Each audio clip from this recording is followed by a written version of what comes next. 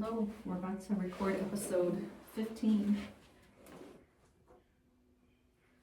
of the Good Bytes show. Melanie's here from Gene Catering. Hello. So, alrighty, okay. Good morning. Welcome to the Good Bytes by Chicago Foodie Sisters radio show and podcast. This food-focused show highlights the people that bring delicious food to us, some of the food happenings in Northwest Indiana and beyond, and the ways that food brings us together. I'm Carrie Steinweg, and I'm your host.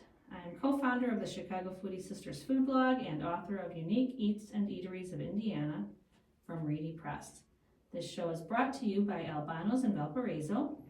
Thanks to Pasta Daddy Nick Albano for his support. Our intro music is provided by the talented Vernell Scott. And thank you to our podcast production assistant, Eli Geyer, for uploading this show to podcast platforms so that you can listen in whenever you'd like. This show will rebroadcast on Saturday at 2 p.m. on WVLP 103.1 FM, and you can stream live on WVLP.org. You'll find video of this interview on Chicago Foodie Sisters YouTube channel and Good Bytes by Chicago Foodie Sisters Facebook page. And you'll also find the show on several podcast platforms, including Apple Podcasts and Spotify. So before our guest joins us today, I'm going to share some of my recent Good Bytes and give you a foodie recap of my week. So the Valparaiso Market, which I manage, ended on October 11th, and last week we had a vendor potluck to celebrate the end of the season. So we had lots of goodies there, including some from our amazing food vendors, including Puerto Rican rice from Big Mike's food truck, fresh sourdough bread with a chicken pasta dish made by Carla with Bread Baby, and some delicious cookies from Melanie with Gene Catering and Dessert, who is here as our guest today. Can't wait to chat. So I'm already missing the market and the delicious goodies I would get each week. I'm hoping to make it to the last Coffee Creek Market in Chesterton coming up this week. I think, is this the last? No, It's not the last one this week. I thought it was through the end of October. No, well, it's the end of October at For the outdoor. For the outdoor. Okay, but it's and extending then we move indoor. over. Yeah, to Awesome. Joe's Bread. Yes, in Chesterton. Okay, great. Okay, so it's my last chance to get to the outdoor market. Yes. Okay, and then, well, that's good to know. I can still go get some of my goodies Oh, yes. beyond this week. All right, but yeah, I'm gonna have to get over there to see what produce they've still got and get myself some microgreens. I'd love to get those when I go there. And it's a lot of fun things coming up for this Wednesday. Awesome. All right. Yeah, if you haven't been to the Coffee Creek Market, it's coming up. Well, by the time this airs, it will be over, but I'm going to go on Wednesday night to the last outdoor one. Yes. But follow on Facebook, and they'll have more information on their extended season that's indoors. So last week, I also made my way over to the American Legion Post in Valparaiso on Thursday for their burger burn. They do that each Thursday, and it's a fundraiser for the Post. You get a nice grilled burger with all the trimmings, along with fries or chips for $10. And they also have bratwurst and hot dogs, I believe, and then you can add bacon to the burgers. It's a great deal and supports a wonderful organization. And while I was there, I met up with some friends they're celebrating the birthday of a friend that I know there named Becky, and so my friend Oksana, she's a really good baker. She made this honey cake. Ooh. And I mentioned Oksana on the show before. She's loves to bake and makes all these different treats, and she was born in Russia. And so this is a honey cake that she made growing up. It's like a layered one that she said just kind of reminds her Traditional? of home, yeah. And so that was so good. She does special orders. If you're interested in getting in touch with her, you can reach out to us on our social media pages, and I'll connect you. And my husband, my middle son, and I also visited Albano's last week for lunch. Been a while since I was in there. It was my son's birthday a couple weeks ago, so we're kind of still celebrating.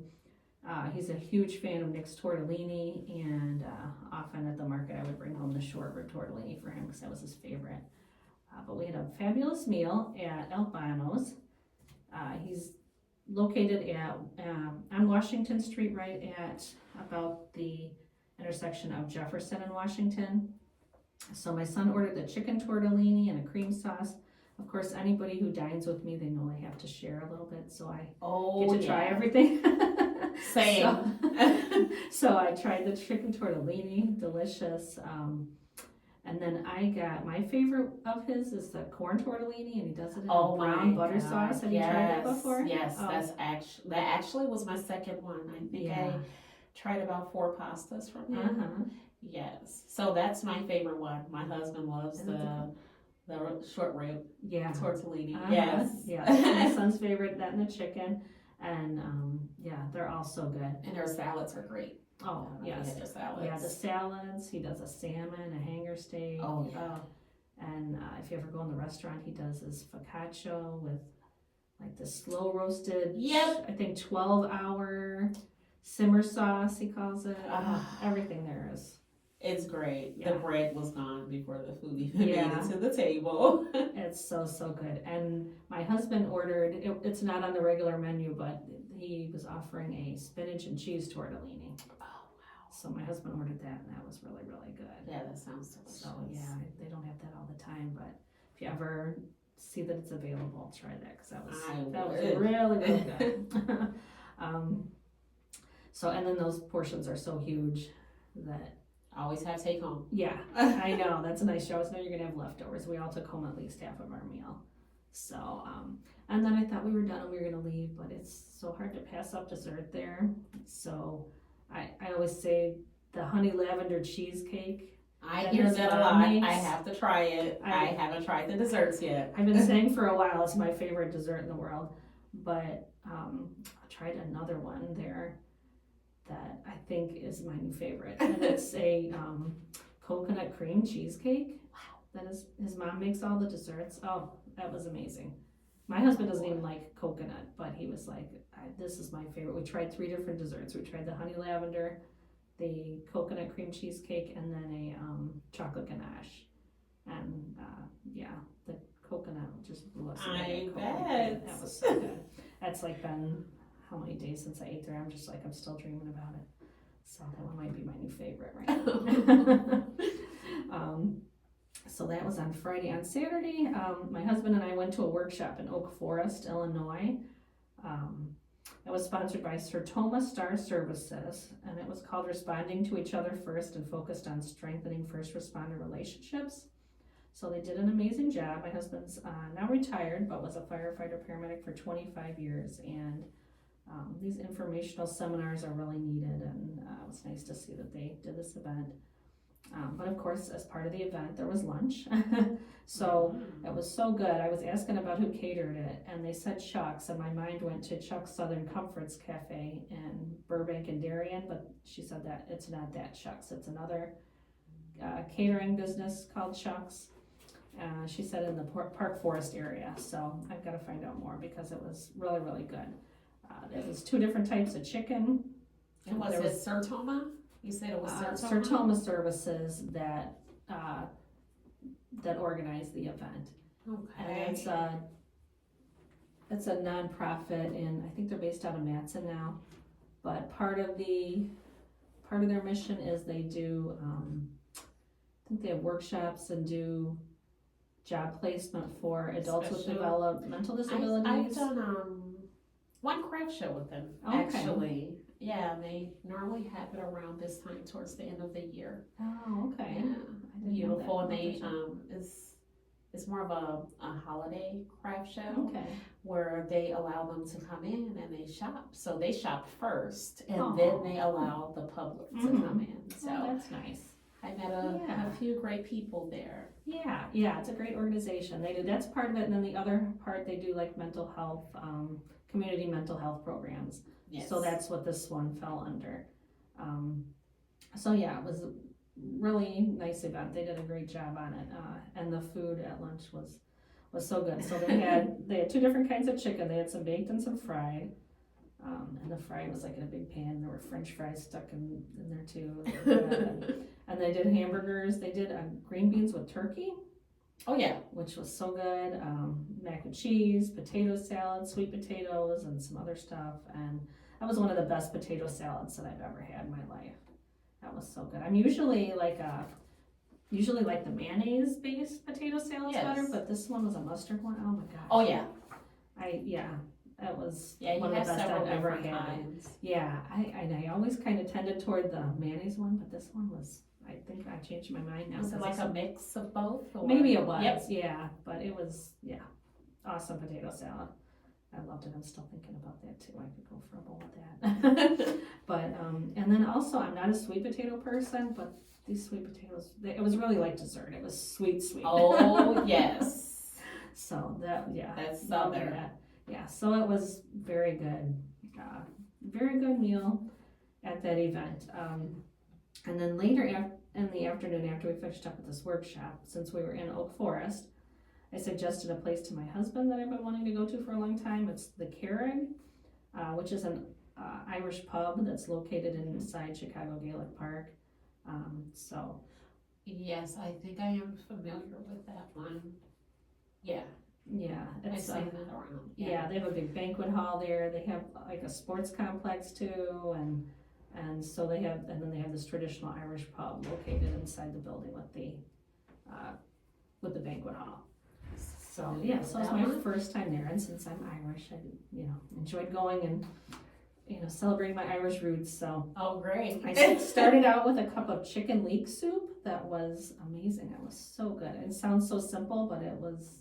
Oh no! It was so good.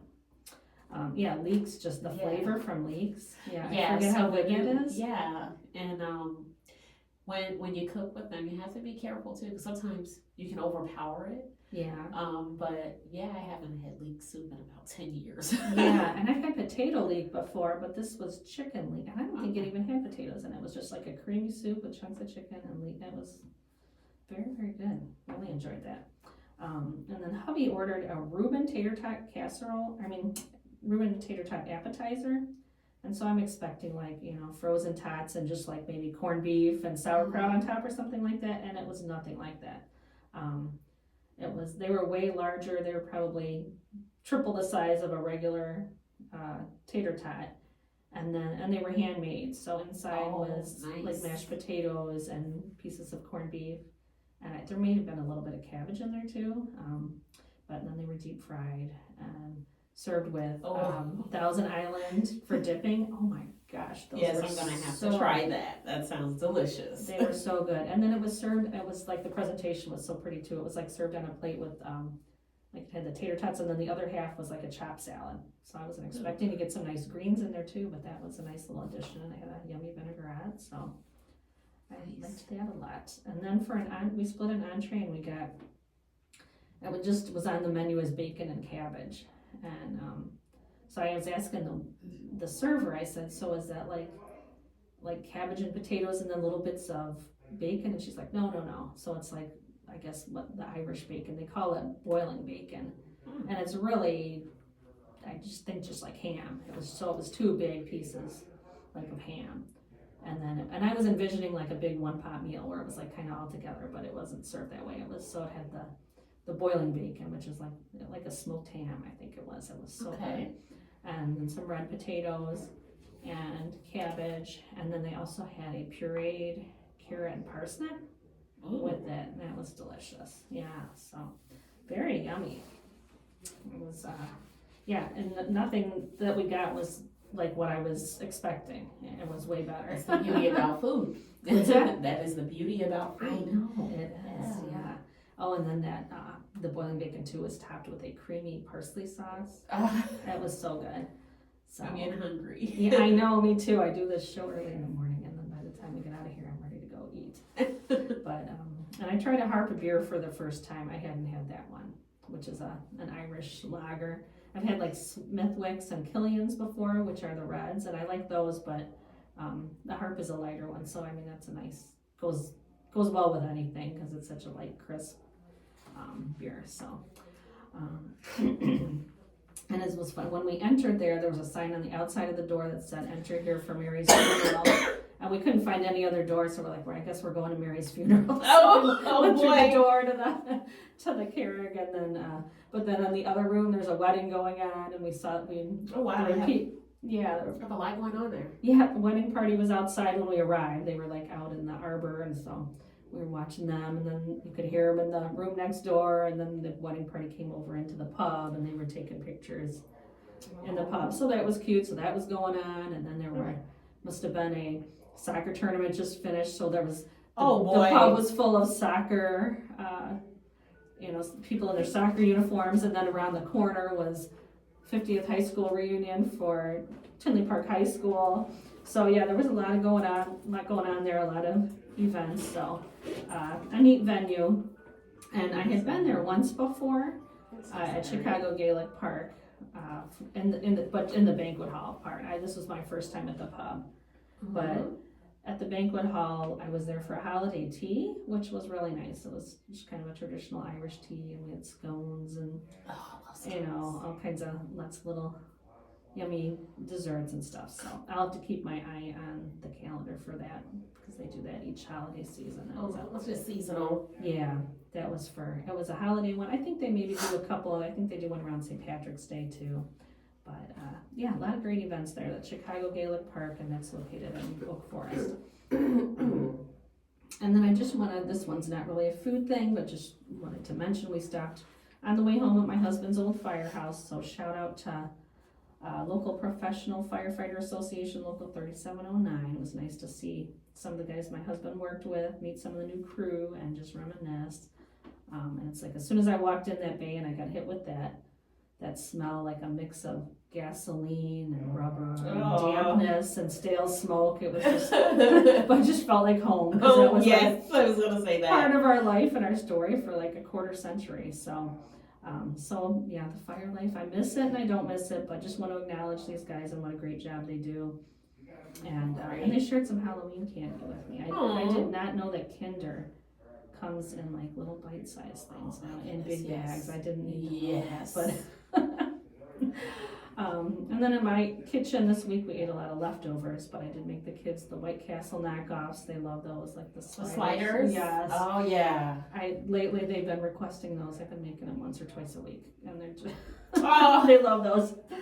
And I burn them out, right? They'll get sick of it finally, and I can stop making them. But we also did some chorizo tacos and taco bowls with chorizo from Beef Mart, which I love Beef Mart.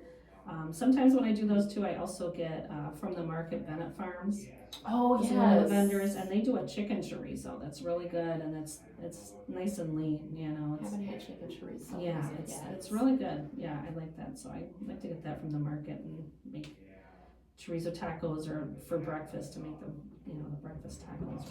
I wonder if you can make a chicken chorizo burger. My husband, he used to go to Cooper's Hawk, and he will only order the chicken chorizo burger. Really? That's it. And they took it off the menu a few years ago, and he stopped going. So I'm gonna try it out. Yeah, see what happens. I think it just comes, in like a 1 pound. Yeah. Which he could form it into patties. Of course. Make his own, but I don't know if they have patties at all. But their chicken chorizo. Yeah, their chicken chorizo is very, very good. So. What else? I made some chicken tortilla soup and some bean and veggie soup, and then brunch yesterday I made green eggs and ham. Oh, look at that! I used to make it when the kids were little, like the Dr. Seuss thing, but because I love peppers and eggs, so green peppers, and then I throw some spinach in it, and then just some little breakfast ham on the side. So that's what my foodie week looked like. So, one more thing I wanted to mention too. Like on the show, I've been sharing like these different foodie TikTokers that I'm finding and liking. So I just wanted to mention this week, not a specific one, but are you on TikTok? I am not, but I will actually start in January. Oh, nice. And I'm gonna have like different theme weeks, so I may start off with just sauces, and then the next week I may move over to meats and how you can marinate them and braise them. Some educational videos. Yeah, but at the same time creating dishes. Yeah. Oh, that's cool. Yeah. Well, my favorite TikTok trend right now is they're doing these pizza wars, and so I don't know. It's fun to watch. I'm loving it. It's it's like videos of people flipping pizza crusts to the song Umbrella by Rihanna. Oh boy. So all of them have that song, And then it's guys, like flipping them, spinning them. And I think it started with just an independent pizzeria where one guy did this, and then all these other people followed, and now all the big brands and chains are doing it too. So they call it, and they'll challenge each other, and like they've got one guy from Papa John's who does them. There's one that's like the Doughboy. I don't know if that's the guy from one of the chains, but Papa John's is in on it, and Domino's, and Little Caesars, and like even the Casey's gas station pizza, and then lots of independent places too. So it's just fun to watch, something happy on the internet, to make you smile. And I love the challenges. Yeah, when they're safe and friendly. Yeah, it's something positive and fun to watch. So, and then there's also some brands that have like become known online, like just for their comments, and like Wendy's for a while was funny. Like everybody would go to see what comments they were making, but so right now it's Slim Jim. Okay. So a lot of people will like watch a video and then they just go straight to the comments to see if Slim Jim has replied yet, or you'll see a video and people will comment, I'm here before Slim Jim, or I beat Slim Jim to the comments or something. So that's a thing too. So Slim Jim, they're waiting for Slim Jim to enter the chat. So anyway, so it's fun to watch these videos and then you go and, okay, what did Slim Jim have to say about it? It's funny. Yeah. So it's just something fun. I'm loving it. But so if you're on TikTok, look up the Pizza Wars. I'm definitely gonna check it out. Check out a few things before I get started. Yeah, it's fun for foodies. And then once you start liking stuff and watching stuff, and then the algorithm sends you more of that. So that's great. My TikTok feed is just almost all food. I know my friends, when we go out, because we try to go out at least once a month, they'll send me videos of different restaurants and they're like, all right, Mel, it's your turn to choose. Yeah. Which is very hard for me because I love food and I've been into food for so long. Wow. So eventually they end up picking. Yeah. Every time. Well, here, I haven't formally introduced you yet. So today on our show, we have Melanie Curtis with us. And she is the owner of Gene Catering and Desserts. So it's a catering business where she offers all kinds of delicious Southern and soul food specialties. Yes. And a big variety of delicious desserts. So thank you so much for being here with us today. Thanks for having me. Yeah, so glad to have you here. So why don't you just get us started, kind of giving us, the story about your business and how it got started? Oh, yeah. Well, I've always been into food. Always. My grandmother, she used to cook a lot. My mom, she stayed in the kitchen too. My dad, he actually stayed in the kitchen as well. So I was surrounded around adults that just love food, and it kind of fell into my lap. Everyone thought that I was going to do hair because I used to do hair a lot on the side when I was younger, just to make a few quick bucks. But food has always been in my heart, and I remember going to high school, registering for high school. I'm like, oh, what classes would you like? And the first one I said, culinary, home ec, which one do you have? Yeah. And I'm like, oh, well, you can't get that to sophomore year. So I was a little bummed. But when sophomore year came about, I did. I registered for culinary arts. And I started off in Chicago Public Schools with our teacher, Lois Martin. Rest in peace. We just lost her. I started off in her class. I was there up into my senior year. CPS, Chicago Public Schools, they offer this program, CCAPS. And once a year, they allow you to go to a restaurant, which was Charlie Trotter's. And they'll sponsor it. And that's when I really found out I know nothing about food like I thought I did. Yeah. I was introduced to cuisines that I never heard of, different desserts that I never heard of. Yeah. And they have it where the chefs come down and they introduce themselves and they introduce the dish that they prepared. So they did that. So it was very fun because we were able to eat great food and we were also able to get knowledge on what we were eating. So that was great. Wow. What time frame was this then? When you were this was in 2001 when I first visited. And Chef Trotter came and he introduced himself and he gave his background as well. And he made a comment, and I took him up for it. So he said, well, if any one of you guys would like to learn a little bit more about the kitchen, come down, and I'll give you a job. Well, Wow. I called him the next day. Oh, wow. I wanted to learn more. What an opportunity, especially for Yes. high school. That's crazy. It was. Wow. I called him the very next day, and the day after that, I was interviewed, and I was hired that day. And he started me off in the pastry department. And during that time, we had Chef Della Gossett and Chef Karen Yuri. And I learned so much from those two. I started off making breads, and the techniques of breads and how to roll them and form them. I started off with one hand, and within months I was a pro. I was making bread, and I was able to roll them by hands.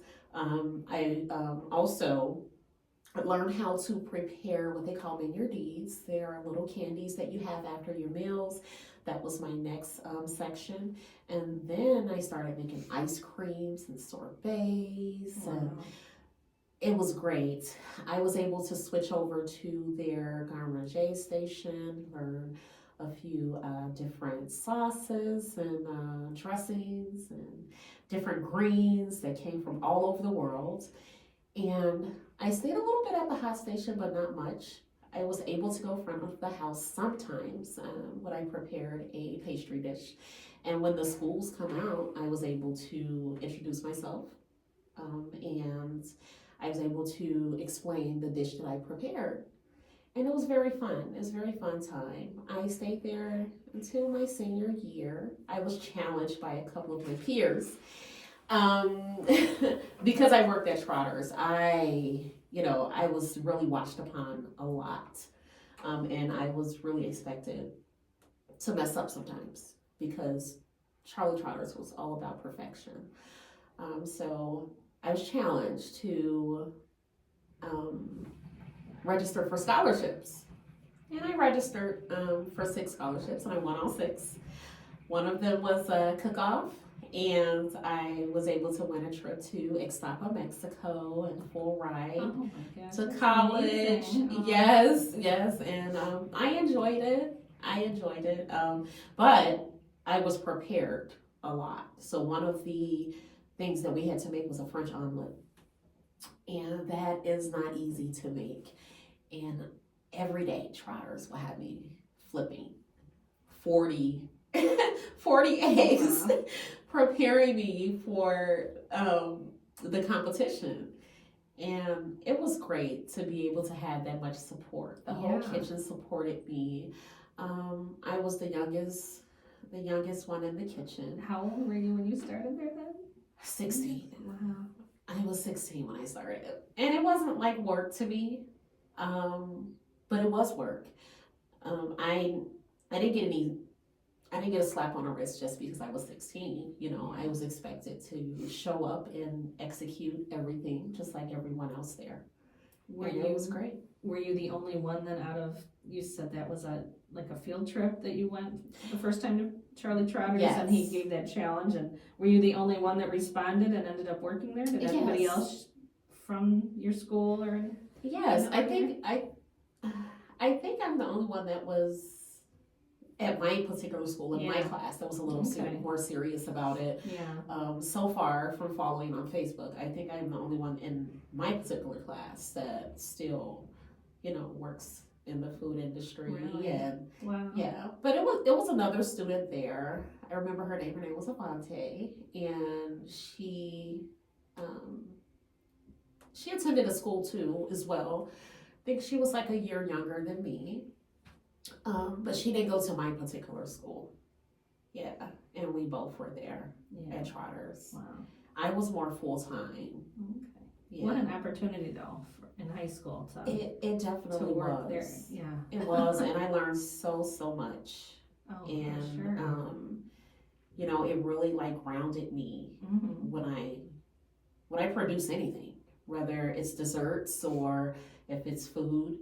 I put my best foot forward, and I really, really work hard on it and execute it. It also helped me as far as creativity. Yeah, it opened me up to creativity. Like with cookies, you may rarely see me with like a chocolate chip cookie on my table, or just something. And if you do see something average on there, it's just for those who are not very comfortable with stepping out with the original. But for the most part, even with my cookies, everything is like different. Yes. Yeah, you have some unique stuff, and it's all such good quality. And thank you. Yeah, wow. Yeah, I didn't even, was this your second or third year at the market? This was my second year. Your second year, okay. Yes. So I've known you for 2 years then. I didn't even realize till last week that you had worked at Charlie Trotter's and had that kind of training. Oh, yeah. That young, that's amazing. Oh, yeah, definitely. And, hopefully in a few years I can bring something a little similar to Valpo. Not exact, but something a little bit similar with a little bit of a twist. May end up doing like a fusion with different cuisines. Yeah. Wow. So are you looking ahead at maybe one day having an actual restaurant location, or doing pop-ups? Yeah. Or a little bit of a teaser. I am expecting to have a location. Yeah. But it's gonna be a little bit different. Okay. Yeah, it's gonna be different than what you expect. Even with my thought of my food trailer, right now it's in the works. I will start off, of course, with my baby first, but my second food trailer, it's nothing like you probably ever seen. And it's something that I've been thinking about for a while. It's not your average food trailer. It's not. So because right now you've been at the Valparaiso market, but you're under a tent. Yes. So you're going to be adding in the near future a trailer. Yes. Yes, my second trailer, because that's going to cost a nice amount. It probably run about $100,000 to $150,000. So you said your second. So you have a trailer right now. It's in the works. Oh, it's actually it's in the works. Getting made. Yeah. Okay. Getting made and getting built, and yeah. So wow. those will be presented. That particular trailer will be presented at festivals. Okay. With farmers markets, when I think of a farmers market, I think of a tent. I don't think of like a food trailer. I always think of a tent. And tents are very, very hard because you have to start off from scratch. You have to build your kitchen, your whole kitchen, your hand washing station. If you have an action station, it's like you're building your whole stovetop. It's a lot of work. And it is. It's a crazy amount of work. I don't know how you guys do it. Yeah, so it was, I think the first market that I did with Valpo, I used to carry this big deep freezer. Oh, yeah, because originally we had you out on the road, like right in the sun. Yeah. Yeah, I used to carry a big deep freezer, and it's crazy. Every time someone see me get it out the trunk, they're like, "Whoa, do you need help?" I'm like, it's fine, I got it. I know, you have some muscle too. I mean, not only are you putting this tent together, making all the food, you're unloading and loading all the stuff by yourself. Oh yeah. It's arm day when you're at the market. Yes, of course. So I had to think. I said, okay, great. Okay. During that year, I was making a lot of cheesecakes because I make like cobbler cheesecakes, like peach cobbler, blueberry cobbler, pumpkin cobbler, different cobbler cheesecakes. And I said, you know what? Maybe I shouldn't make anything to where I have to store it in the fridge. Yeah, because it was taking up a lot of space. And I was like, you know what? It's so many other things that I can explore. Yeah. So I switched it up a little bit. And I think every year I may switch it up a little bit. We may change our menu next year. Yeah. Okay. Well, that's nice. That's nice for people who follow along and to always have something new. Oh, yeah. And it's always different. Yeah. It'll always be different. I always try to go for different. People love that. If I go out somewhere and I see something on the menu and I never had it and it sounds delicious, I'm going to want it. Right. Instead of just, I'm just going to get this burger. And I know how a burger tastes, even though everybody's burgers taste different, but it's a burger. Right. But then I may have something else on the menu that's like wild and crazy, and I was like, wow. Yeah. Let me see what that is people about. Want to try it. Yeah. Wow. I'm going to take a quick pause here just as a reminder.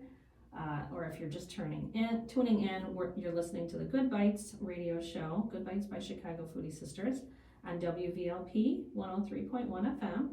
This show will rebroadcast on Saturday at 2 p.m., and you can also find the Good Bytes by Chicago Foodie Sisters podcast on Apple Podcasts and Spotify.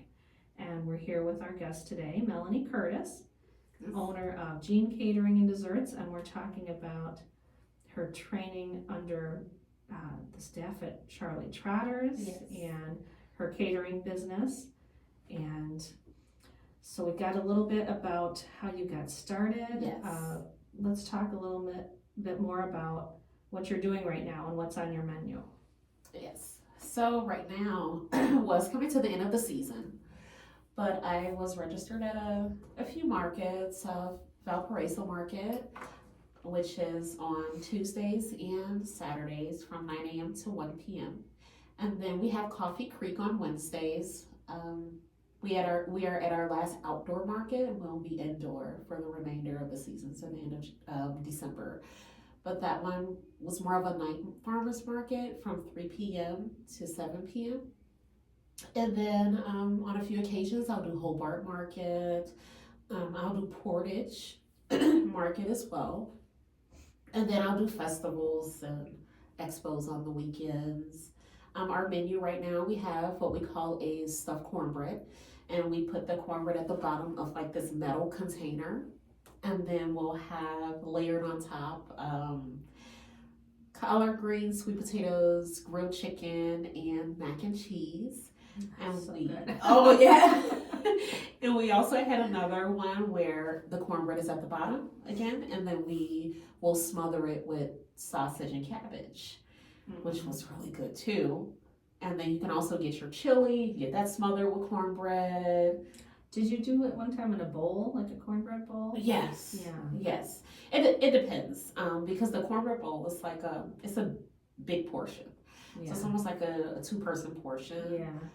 So normally when they don't want to double order, they will still get it that way. Yeah. And I also do the famous seafood gumbo. I run that's out good too. everywhere I go. Tennessee, we are doing 2 to 3 22 quarts of seafood gumbo. And it goes over very, very well. It's my grandmother's recipe. Yeah. Awesome. And you know, people love it. Even people that are from New Orleans have tried it and made them feel like they were at home. So that makes me feel very great about that. I also have desserts, variety of cakes. I switch them up every week. So my customers, if there's a favorite, they will have to call me 48 hours prior so that I can make sure that they have it. I have an Irish apple cake. Ooh, And I haven't tried that one. oh yeah, so Wednesdays, it was only supposed to be for March. And then every Wednesday, this guy, he comes and he gets it and he said, I eat off of it for the whole week. And I always look forward to the Wednesdays to come by and get it. So I only make it for him. Oh. So I don't have it on the table, but I just make them for him. Yeah, you've done special requests for me before. I remember last year my son, for his birthday, he couldn't decide if he wanted, like, I think it was banana or something with caramel. So you were like, well, I can do that and make half and half. So you made me a half banana cake for him, and the other half was caramel, I think. Yes. Yeah. Yes. And I think, and I've tried a few of your desserts, but I think my favorite cake is it a pistachio? Oh yeah, the pistachio almond. Pistachio almond. Oh, that's so Yes. good. And I love your cookies. Like, you do those little bite-sized butter cookies. Oh yes. Those are so good, and those are so addictive. You think, okay, it's just one little cookie. I'm just gonna have one and be good. But you're like, oh my gosh, then you're. Yes, it's a Chicago special. It's a Chicago staple. The CPS butter cookies, but we make them in bite size. CPS. So that's one from when you were in the culinary program in high school, then? Actually, from when I was kindergarten. Oh and my gosh! Oh really? Like by the time I was in high school, they stopped selling them. But like when I was in elementary school, oh my god! During that time, they were like 25 cents a cookie. You buy them at school? Yes. Okay. So CPS lunchroom will make them, and they are so good. Right. Yeah. And I love that when the lunchrooms where they make the stuff from scratch and it's not just, Oh yeah. I mean, I think they kind of got away from that for a long time where everything was just boxed and GFS prepare, you know what I mean? And then later on, it seems like the trend is kind of going back the other way now, where they're Let's getting hope more. so. Yeah. Yes. Yeah, I love that. Let's hope but so. those cookies are amazing. And then toward the end of the market, I kept noticing your brownies, that you were having all these different brownies. Oh, yeah. So I probably have over 30 flavors. Really? 30 different variety of I think brownies. I got a turtle one time, right? Was it a turtle with pecans? Yes. And another time I had one, I thought it had marshmallows in it, maybe like a yeah, s'mores so kind. s'mores. Yeah. So we had s'mores, and then I also had a red velvet brownie as well. Yeah, I chocolate almonds, and I put just a little bit of almond essence in there. Wow. So I can kind of give you a little bit different of a flavor, not just almonds that's on top of a brownie. So I try to like really infuse my flavors together, get everything rolling. Yeah. What's your most unique out of your desserts, would you say, or a couple of ones that are really unique? Well, I used to host wine tastings, and then I stopped because I found out I'm not supposed to be producing that. But I used to produce wine, and I have wine tastings, and with each wine, I probably had about 17 wines. I had dry, semi-sweet, and also sweets. And at these tastings, you had like different desserts and different food that go with every single one. And I had a raspberry panna cotta that people just loved. And most people that came to this event never had panna cotta before. I just had it last week at a dinner in Southwest Michigan, a place called Tosi's. Yeah, raspberry panna cotta. Oh, it was so good. And it was a Halloween themed dinner, so they had like a little face floating in the top of goodness. But interesting. Yes, but anyway, but it was a very, very yummy. Yes, I love panna cotta. So the panna cotta is very very unique, and people love it. But if we're just speaking into like terms of like everyday farmers market or festivals, my cobbler cheesecakes, wow, out of the park. And those are the cobbler cheesecakes. I do all kind, from blueberry, peach cobbler, raspberry cobbler, pumpkin cobbler, any kind of cobbler you can think of. I can So do you have anything set up online, like for people to order your desserts or anything? I actually don't. I'm going to be honest. I spent $5,000 on a 3-year website, and no one ever used it. All my customers will call or they'll text and things of that nature. And come January is when I'm really going to get into the nitty-gritty of like really posting on my Facebook page, because I do have a Facebook page, Gene Catering and Desserts. And most people, they just call me. Like I did a Nigerian wedding for 250 people. That wasn't set online. They actually called me and wanted me to cater their wedding. So people are looking for you. They can go on the Facebook page and they message you or call you. So they'll be able to get a hold to me. With that wedding, I did the food and I did the wedding cake as well. My gosh. I never did Nigerian food before, but I was very confident. When you book with me, whether it's a party, a small intimate party, or a wedding, or for any event, once you put down half deposit, I always give you a tasting up to 6 people. And that's just to give you a feel of, maybe I want a little more herbs in this, or a little less, to kind of give you a feel of what you want, instead of just presenting something to you and tasting it for the first time. Yeah, you seem like one of those chefs who could do anything. Like we could throw any multitask. Yes. Yeah. Like I could say, make me soul food, or make me lasagna, or make me tacos, or make me a wedding cake, and you can do all of it. Yes, of course. Yeah. And even during my off season, when I'm not out in the field, I still take orders. And I also deliver as well. Okay. Yes. Yeah, and you're based out of Chicago, but you've recently relocated to Valparaiso. Yes. I love Valparaiso. I just got a great feel for it. Sometimes my children, they come to the farmers markets with me too. Yeah. And they loved it, and it just felt like home.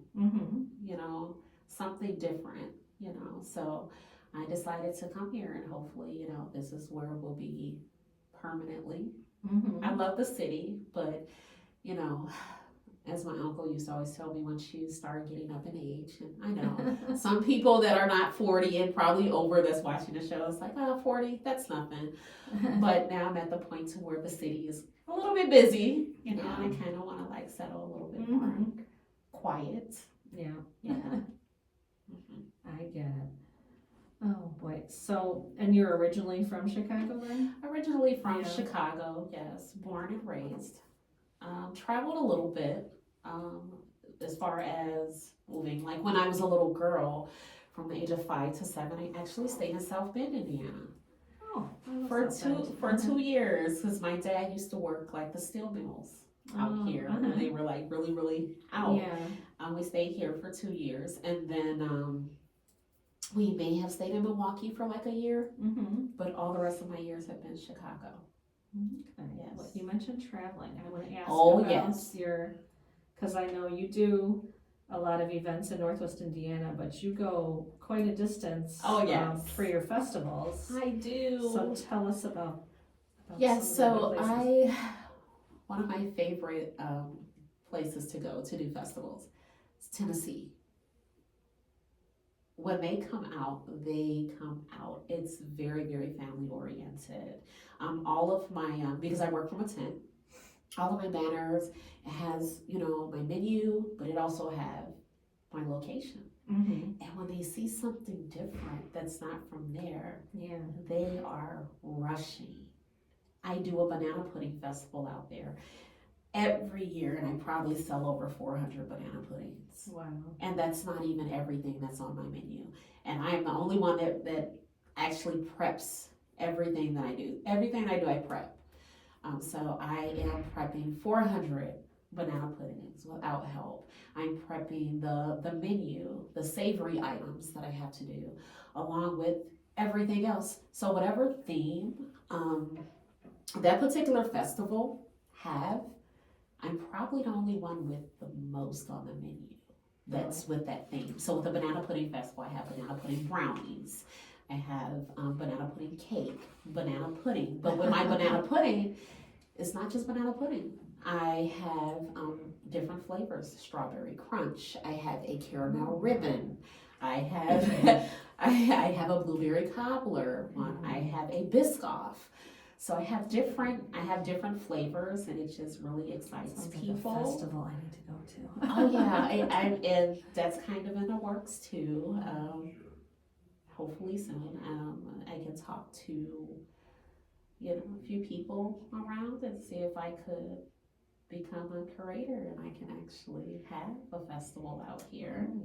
Yeah, and if I do one, I would start with banana pudding first. Really? Yeah. Yeah. That's fun.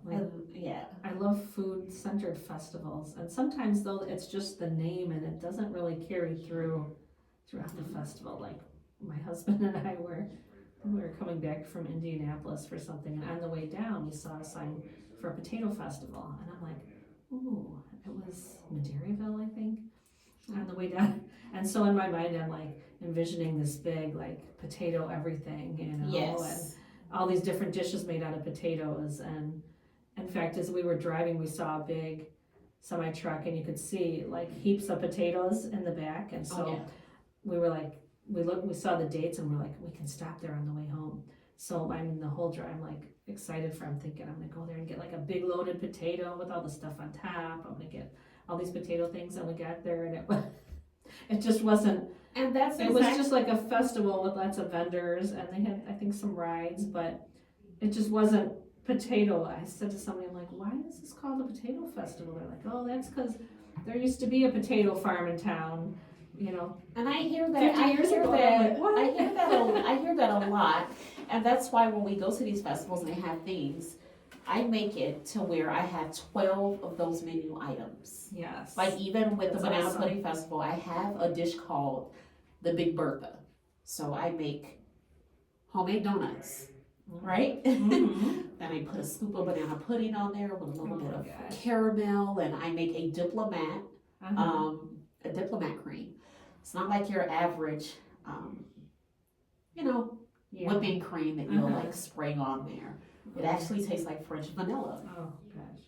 And and it's called the Big Bertha because it's like, whew, it's a lot going on there, right? Wow. And I do the banana pudding frappes. I do it and I do that because I hear that a lot with customers that, hey, this is supposed to be a pickle festival. It is supposed to be this. And then they get there and it's not really options. I think I found 3 things. I found I was like, finally something. It was potato soup. And I was like, and it was like a 95-degree day, and I was like, well, let's have potato soup because I gotta have some potato. Yes. And I think on the way out we found a pizza that had potato on it, but that really was all I saw, and I was like just disappointed because I'm a foodie and I was going there for the food part. Yeah, and you hear there a lot, even with people that have like special dietary needs. Yeah. Like I also make it to where I have at least something that's gluten-free on the table, something that is vegan. And normally if it's vegan or gluten-free, it's a combination. So they're both vegan and gluten-free. And I try to X out at least 12 other high allergens that's within that category. So no nuts or anything of that nature. Because I want everyone to be able to enjoy food. Yeah. You know, and majority of the time when you have those special dietary needs, it's always chocolate. Oh, I have a vegan brownie. Well, with my cakes, I can make any of them vegan or gluten-free with any flavor that I have with just a person that don't have any allergies. Because I want them to be able to explore. You know, they deserve to eat other things besides chocolate. Great to know that's available, Yeah, because a lot of people, have those needs that, to find those kind of items, so. Yes. I have another question for you. I want to know who Gene is. Where did the name come from? Oh, I love that question. So, my father, his name is Gene. We were very, very, very close. I think I talked to my father 3 times a day. I was a super daddy's girl. And he passed away in 2012. And his name is Gene. But my mother-in-law, her name is Jean as well. And I decided to combine the 2. So that name is very special to me and I hold it dear. And that's why I take everything that I do seriously to make sure that everyone gets the best. Because my papa gave me the best years of the years that he had here and was able to share with me. So that's where that came from. Oh, okay. Yeah. I never knew that. Yeah. Good to know. And I wanted to ask, because it's you. This isn't like really a family business or a multi-employee business. I mean, this is just, this is pretty much all you doing everything, right? Yeah. Which, doing a small business on your own, is so much work. No matter what kind of business it is, I think, because you have so many different hats you're wearing, but with the amount of food you produce, I can't believe you're doing it all on your own. Oh yeah, so I produce the food, but I do have employees. Like when I go to Tennessee, the Banana Pudding Festival, I need at least 4. I need 2 cashiers, I need 2 packers, and then myself, I'm the one that handles the food. So I'm the only one that's producing, but I do have help and assistance with more bigger events. Okay, but all the food is all. Yes, so sometimes when you come up to my booth, sometimes this is how you know when I've had a busy week, meaning I've been working 6 weeks. I'll have like half a table of desserts, but for the most part, my whole table is full of desserts, and I have my cornbread bowls. I may have like 50 servings available. All of that is produced by me. Wow. And sometimes I get maybe, if I'm lucky, I get about 4 or 5 hours of sleep. But sometimes it's like 3. But I really look forward to that off season. So my off season is from December until the last weekend of March. And that's the time where I do a lot of evaluating for the whole year, see what festivals, what farmers markets were a little bit more beneficial. I'm able to schedule different events. I'm able to do a lot of menu planning, menu changing, and I also do orders for my customers that may call in, but it's nothing as busy as April into November. Wow. Yeah. Yeah. And then, okay, so this is your business, you're doing all this, but then I understand you're also married to a chef, right? Yes. So he's a chef at Lalamere School out in LaPorte. Wow. Yes. He just started a little bit over 2 months now. Okay. He's really enjoying it. But he's been in the business a little bit longer than myself. Okay. And we actually met at work. Oh, really? Yeah. So he's more savory, not really into the pastries like that. Okay. Even though he makes a killer deep fried apple pie. And he Mm. makes the crust from scratch, and it's so good. Wow. But he kind of stays out of the oven unless Mm-hmm. he's roasting. Yeah, so he does that. He actually, I think that's the only thing that I do get help with. Like the sausage and cabbage. He tastes the sausage and cabbage is from him. Oh, really? Okay. Yes, and he loves it. Yeah. The customers love it. It's one of the biggest. I said that's one One's I on haven't the tried. menu. Yeah, and I love it too. Growing up, I Yeah. never was really a cabbage girl, but Mm-hmm. I love it now. Yeah. Yeah, so he helps with that, and he'll help with the gumbo as well when I have a lot of mass baking to do. Yeah. But yeah, he's Awesome. a chef. I've been a chef for, this is 2025, 23 years, because I do count high school because we used to cook for faculty and staff, and Mhm. it wasn't like just sandwiches and just Yeah. throwing burgers together. We like really cooked. Nice. So about 23 years, and he's Wow. been in the business about 30 years. Okay. So who does the most cooking at home? Or do you kind of? He does. Does he? Because I'm always in the kitchen Oh, for okay. the business. Yeah. So he does. And the children are spoiled. I mean, sometimes he gets steak in the morning, Yeah.